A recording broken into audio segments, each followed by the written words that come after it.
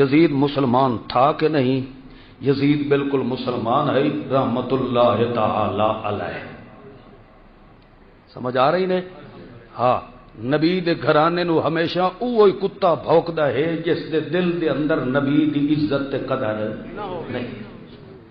یزید آکھو رحمت اللہ تعالی.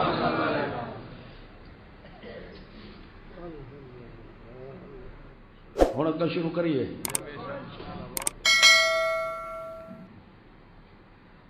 یزید رحمت اللہ تعالی علیہ تابعی ہے. کیا ہے؟ صحابی نہیں بلکہ کیا ہے؟ بولو. تابعی. تابعی او ہوندا ہے جس نے زندگی صحابہ دے نقش قدم تے گزاری ہوئے. وہ کون ہوندا ہے؟ بولو شاباش. پہلا نمبر نبوت دا، دو درجہ صحبت محمد الرسول اللہ دا صحابہ کرام. تابعی او ہوندا ہے جس نے نبی نو نہ ڈٹھا ہوئے، صحابی نو ڈٹھا بھی ہے، اسلام بھی قبول کیتا تے زندگی بھی ساری اس دے نقش قدم تے گزاری. ٹھیک ہے؟ ہن خود اللہ دا قرآن فرماتا ہے لقد تاب اللہ علی النبی والمہاجرین والانصار الذین اتبعوہم باحسان رضی اللہ عنہم ورضوا عنہ. یہ اللہ دا قرآن فرماتا ہے.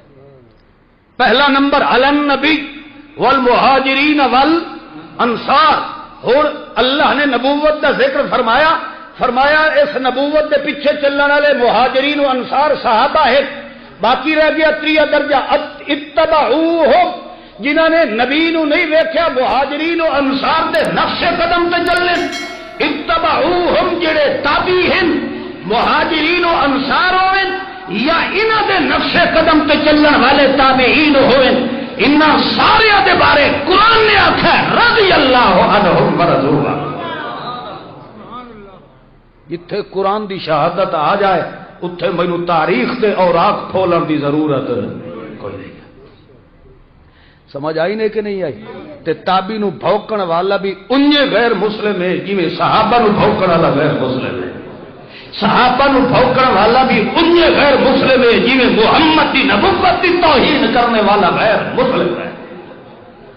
کیونکہ اس مہاجرین و انصار تے تابعین کا تعلق تے کنڈکٹ اور منبع اور محور اور مخزن تے سیرا ہے محمد دی نبوت. تے جے بندہ تلو توہین کرن لگ جائے تو استاد دی توہین ہوندی ہے. لہذا اللہ فرماندا ہے اساں محمد دے میدان علم دا بھی پہرا لگایا ہے، محمد دے میدان عمل دا بھی پہرا لگا دیتا ہے.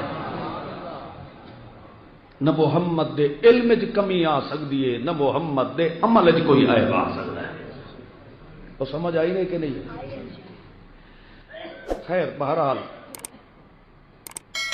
اصحاب محمد الرسول اللہ تے جتنے بھی مصائب و آلام آئے مگر انہوں نے ہر حالت دے اندر جوڑ تے تعلق کدے رکھے ہے؟ اللہ